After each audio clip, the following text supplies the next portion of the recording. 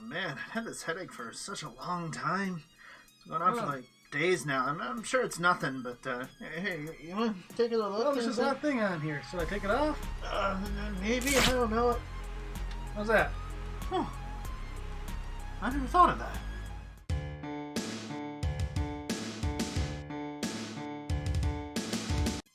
Hello everyone, and welcome to episode 54 of Digimon Ghost Game, Second Sight.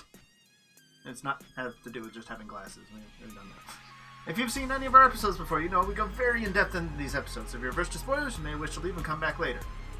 This is Ghost Game, there are no spoilers. But you've been warned. So, let us dive right into episode 54, which begins with... Our same opening narration we've had all along. Yep, nothing has changed. And, well, again, it's not quite the formula to start. Let's start differently. So we're starting right with Gamamon and Hiro, who are at a fishing pond. Looks like a swimming pool. Obviously, it's artificially made. Yeah. There's another guy there, and yay, SPmon's there. Yep, and he's coming in like, well, yeah, holograms fishing. Things sure have changed. Yeah. And Hiro doesn't even bother trying to hide that anymore. Nope. He just doesn't care. Nope, he doesn't say anything really about it. And SPmon's floating there like, Hokoto said that the real Hiro is really good at fishing. But this guy's a fake.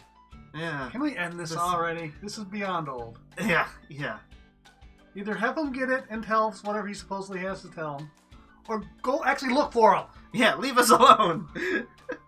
That would be so much better. And so finally they're fishing for a while, it seems, and then he's packing up the poles and getting ready to go. He's like, SPmon, it's time to go home. And he's staring over the edge, looking into the water. And slowly turns to look at Hiro.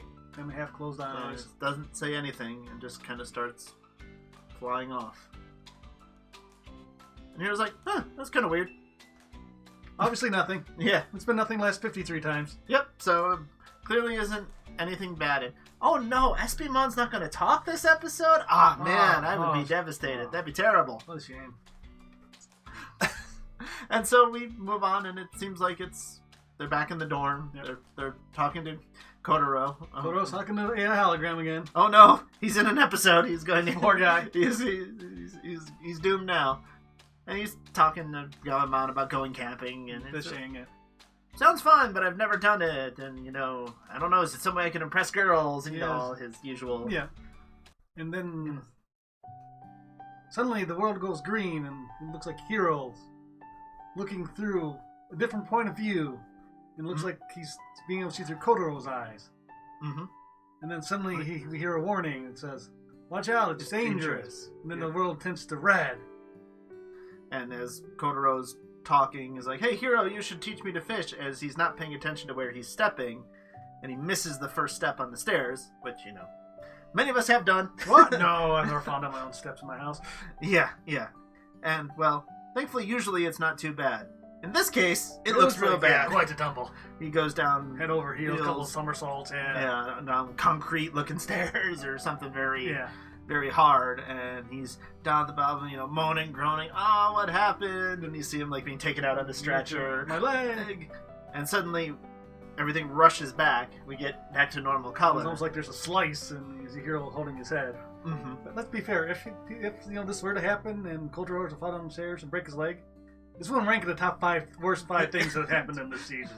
No, and Hiro's aware of all this stuff. Kotaro forgot, but Hiro's pretty well aware of what's happened to him.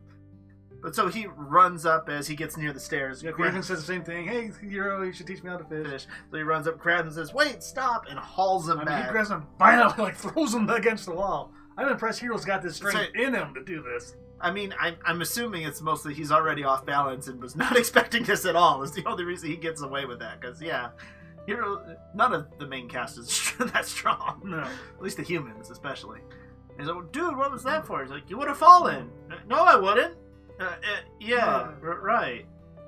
Hiro, what is it? Oh, it's nothing. It's never nothing. Yes. Again, episode 4, sure. Maybe, yeah. Episode 54, we have a lot of evidence that it's not nothing. It never is. Yeah. Do not take this not seriously. So then we cut to them being outside. Next day, yeah. I guess it's the next day. Going on, singing about going to get some champion. Yeah. And Espimon's there, and Hiro looks at him, and Espimon doesn't say anything, just kind of flies away. Hiro comes, he didn't even eat breakfast.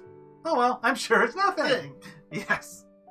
Well, he is pretty quickly distracted thereafter by A, Gamamon calling to him, and then B, we get the same red tint to the world. He holds his head like a headache, and we see the eyes, a pair of eyes, and says, "Be careful, it's dangerous." Dangerous, or something along those lines. And then it looks like we're looking through Gamamon's. Yep, we get a vision of him rounding the corner and not paying attention. We see a truck come, but then we're not looking through Gamamon's eyes anymore. It's third person again. Yeah, when he gets knocked by it, it's suddenly out as he goes slamming into a building and falling down and groaning. We've seen getting hit by trucks, no big deal. Just ask Mika. Yeah, she was fine.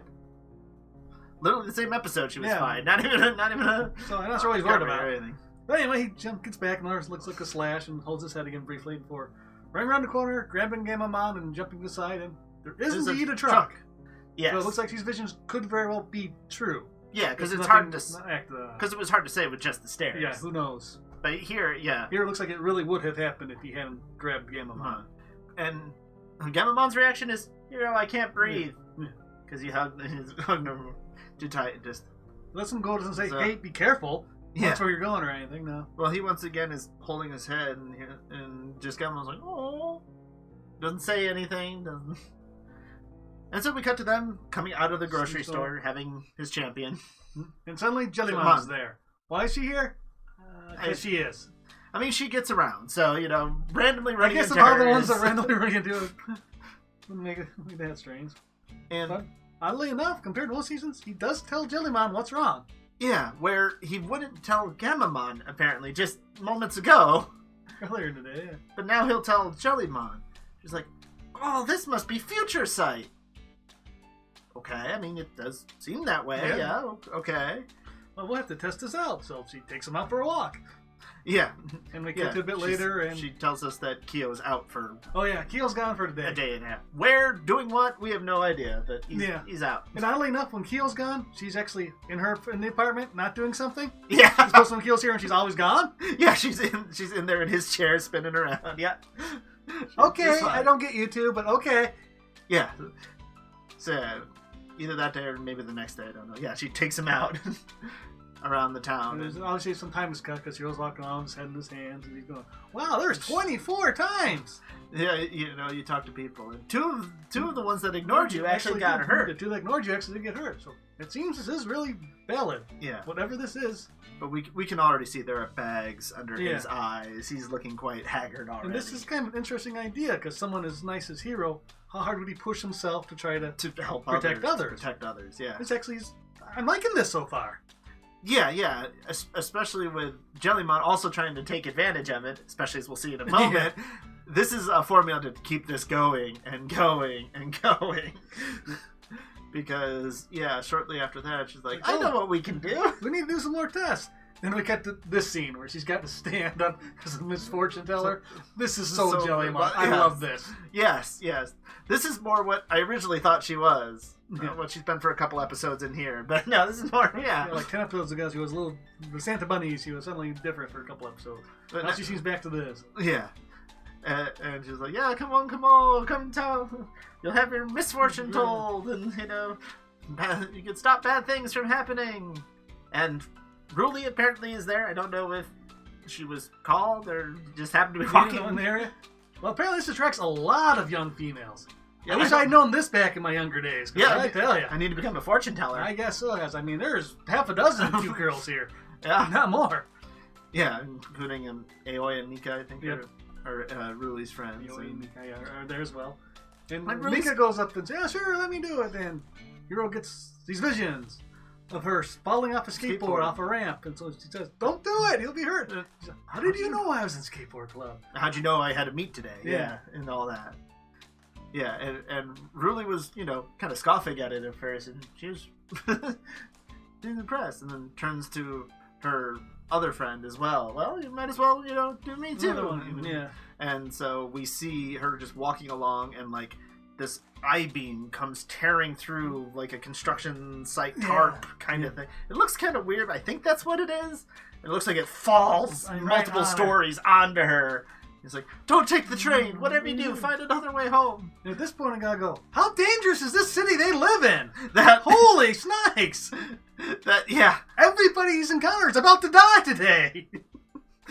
Yeah, I mean, some of them might be false positives, but 2 of them from before did get hurt for ignoring it, so it couldn't be that all of these People are about to suffer really bad injuries today. So it's like 26 now in one day? And these aren't actually crimes. These are like accidental or self-done. Wow. And so everybody starts shouting at him, oh, me. And we see some girl like playing tennis has fallen and gotten hurt, and flashes of a whole bunch of others. And Hiro's just looking around like, we know he wants to help these people. Yes. This is Hiro. He wants to help.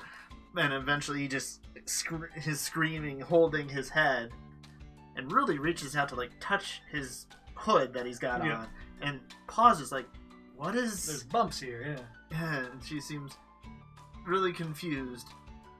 And so we cut away to Kyo is back. Yeah, so it's been a day and a half of this at least, because a day or so, yeah. Because that's what Jellymon said he was gone for, and Hiro's just passed out practically in his bed. And Kyo's like, "Hey, how are you doing?" And he pulls back the blanket a little bit. We see 2 big red horns as Belphasmon is possessing him. Oh, we forgot about him. Belphamon. We forgot about a lot of things. Sorry. Trying to make it interesting. And yeah, so there's like, oh wow, they've gotten bigger. So like the Jellymon and Gammamon knew about these, and they're just getting bigger. And of course they're on a video call with Ruli, who's talking about he's not the only one.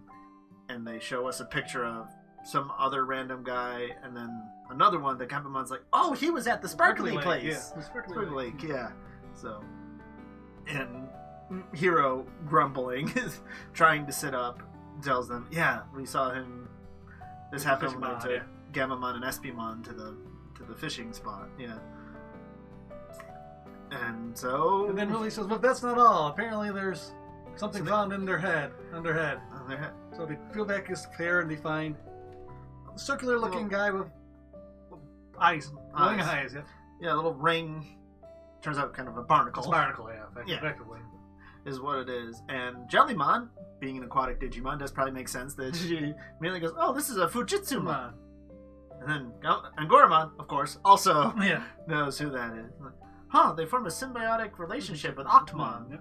Or Octomon. Octomon, depending on if you know English or the Japanese. And like they warn them when they have abilities to sense danger and warn them. Well, that definitely adds up with what...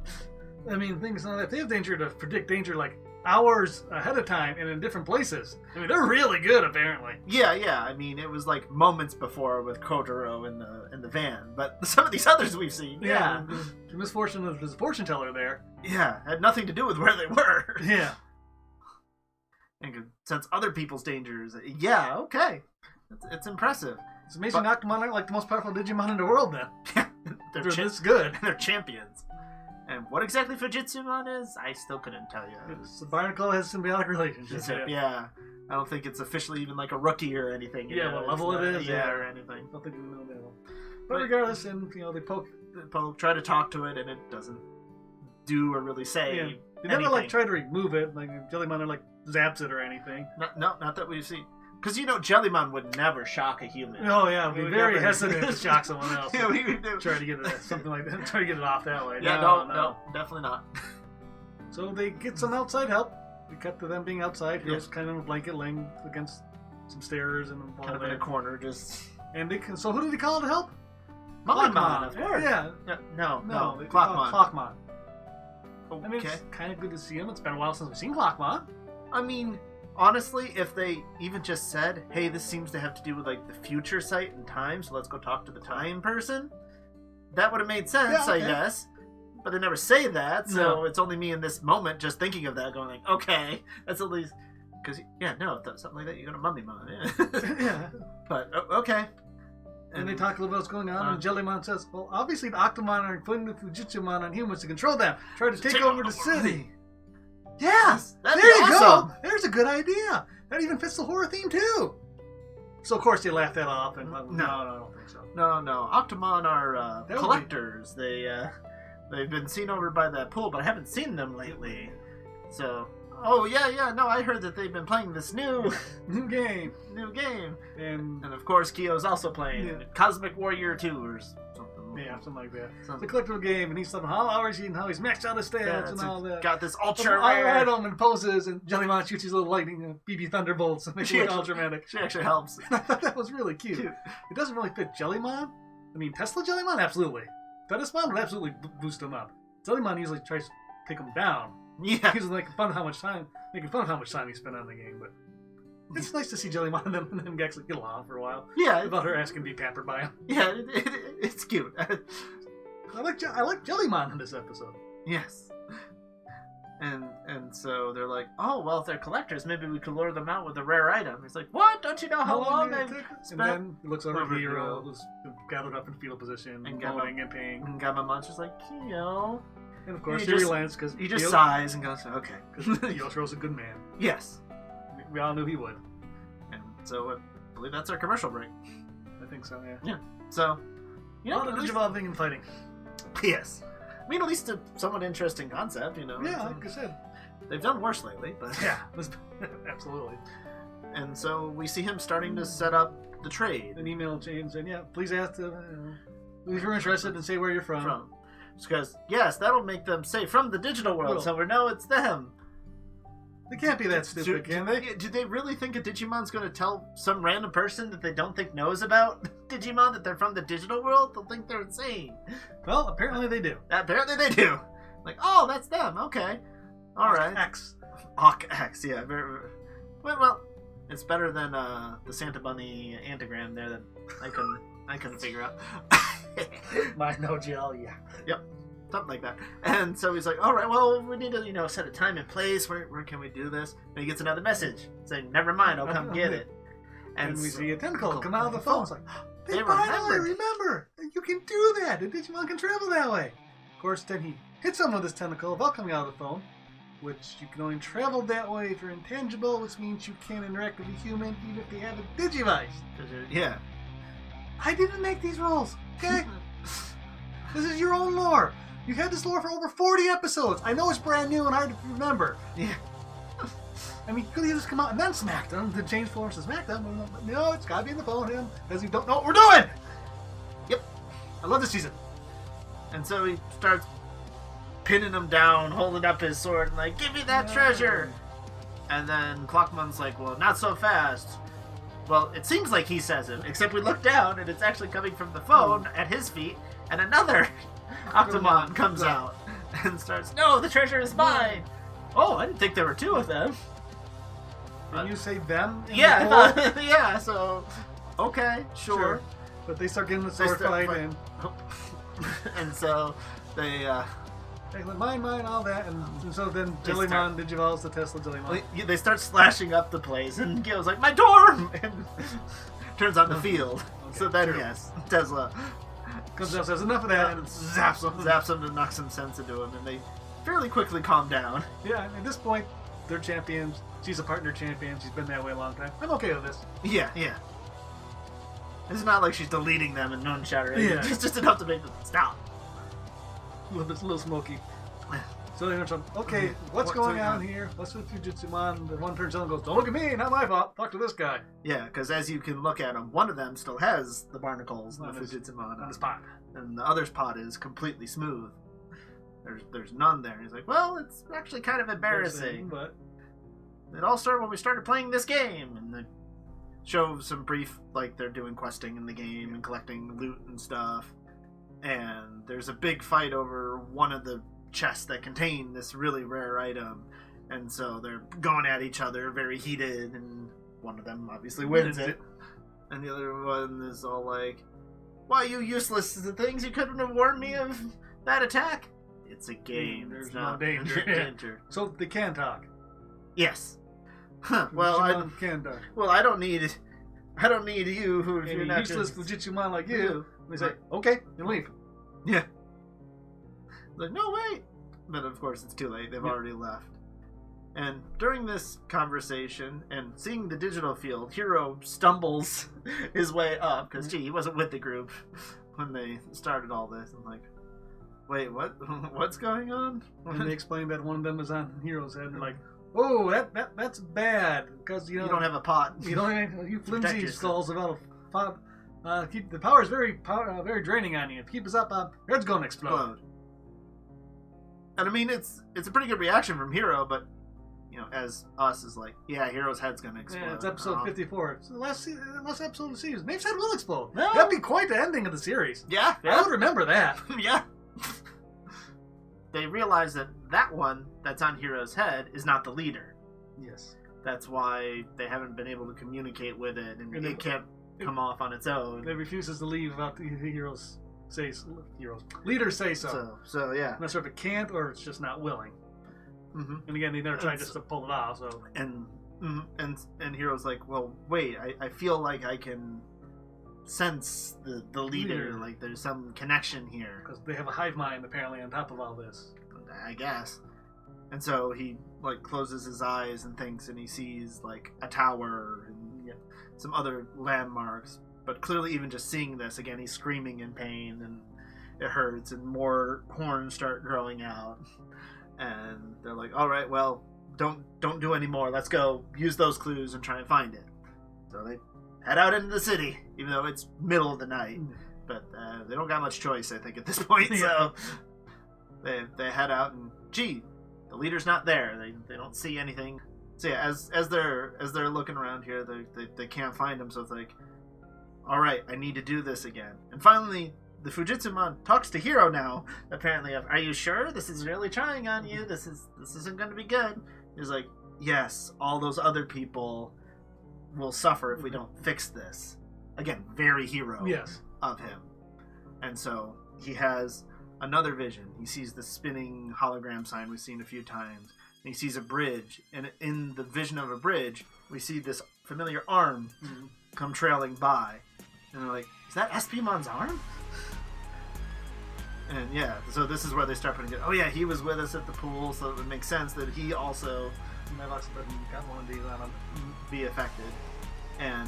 But after this last one, Hiro is crying out, falls down, and we see his arm literally start to just looks like it loses its bulge and just kind of start flopping. And ooh. Yeah, this season likes his body horror. Yeah. Digimon says, well, the more you do this, the more you become an Octomon. I thought his head was going to explode. Yeah, but I think that's not the least of my worries right now. Well, I mean, or if I get the option, I'll take turning into the Octomon over exploding head. Yeah.